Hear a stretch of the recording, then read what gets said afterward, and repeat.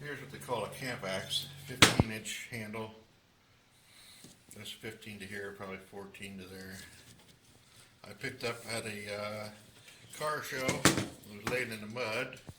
Guy was selling a bunch of stuff. And I think this is called a camp axe or hatchet. But yeah, I want to rework this, and I think this could be a before picture. Looks like there might have been some red paint on there. And if I'm not mistaken, I really think that head is on upside down. It looks like they've gone to a lot of trouble with some hardware there. The shape of the opening looks pretty good. They haven't really used that hammer too much. Apparently if you use the hammer a lot, that'll open that up. They do an oval shape and make the handle or the blade pretty useless. But yeah, I thought I'd try to clean this up.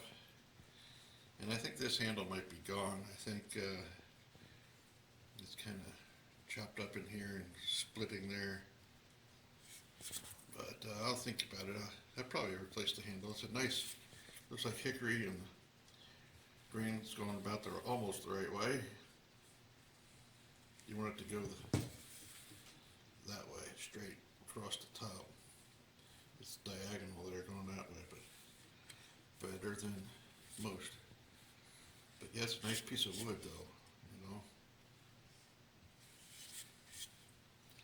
So yeah, I thought I'd try to clean this up and see, show you a before and after picture. And then yeah, so in case you were wondering, this one's the before. Alright, well here's step one. I got this thing called flat wheel, and that is 40 grit.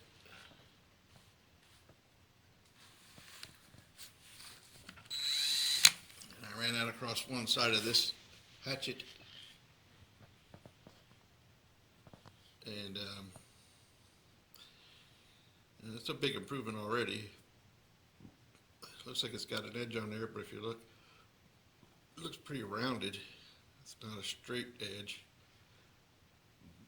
And there's some pitting near the chopping business end. I mean, there's pitting everywhere, but I don't know if you can see it, but I think mostly near the third near the chopping end is quite a bit pitted. So that's, you know, before and after there. So far, step one, the 40 grit flat wheel. Right. It's been a while, but I've ground away a little bit on that with that first grit. I got this puppy in the mail, and this one. I put the head in there as I thought. This is the beard is upside down on this hatchet, so yeah, it's all upside down. So I'll fix that when I put it on the new handle. I'm gonna do some more grinding since there's some rust on this end, and I have 2 more grits to work through. Alright, I ran out of battery on the 240 grit, but looks like I was probably overzealous with the 40 grit, trying to get all the rust off, and left some trenches in there. But it's an axe, it'll be alright. You can see some trenches, and it's pretty shiny.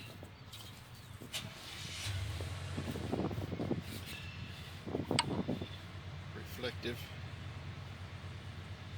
but it could be more, and it probably will be when I get done with the 240. But that's your 240 grit.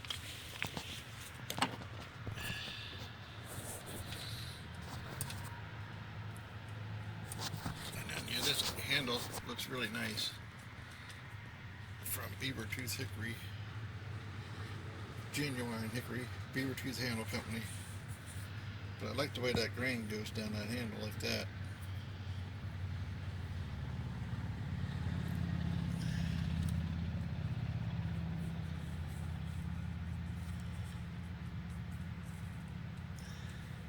That'll be a good handle. and they give you the hardware you need for it. And then yeah, we'll put that head on right side up. But we got to polish this side some more and the other side quite a bit. Alright, ready to wrap up the second side with the 40 grit. And then there's the 120 and then the 240. Just a matter of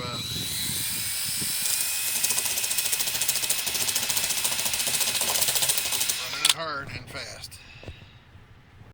Here's the hardware that came out of the head of the axe.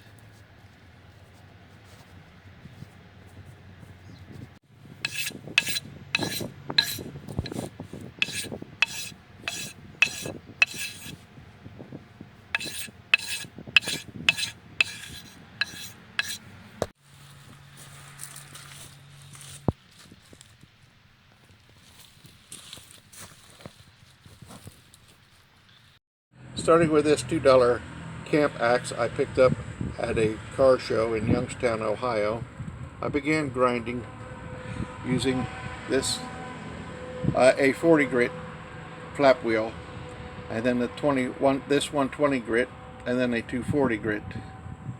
Once both sides were sufficiently polished of the head, I removed it from the original axe handle.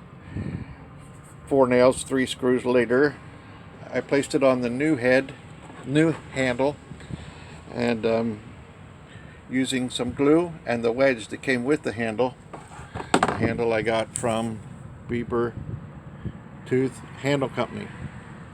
That's the model number there, 6647. So the wood and the wedge protruded from the top. The next day after it dried, I removed it by cutting it off flush with the top, and then hammered in the metal wedge that came with the handle. Then I put a coat of wood finish, wiped it off quickly, and then put another coat, let it set, wiped it off, and then it looked good, so I let it dry overnight. I then put a coat of the clear glaze you see here and let that dry again overnight. I also stained the sheath that came with it. Here's the finished product, the finished handle. Very similar in size to the original handle. Let's go ahead and open this up.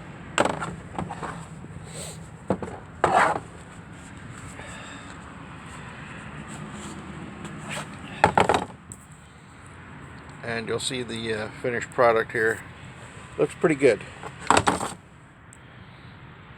I might polish that some more, but I think it looks pretty good for now. I really like the handle. Did not want to make the option of using boiled linseed oil, and went with the clear glaze instead. Here's what the top looks like, in case you were wondering.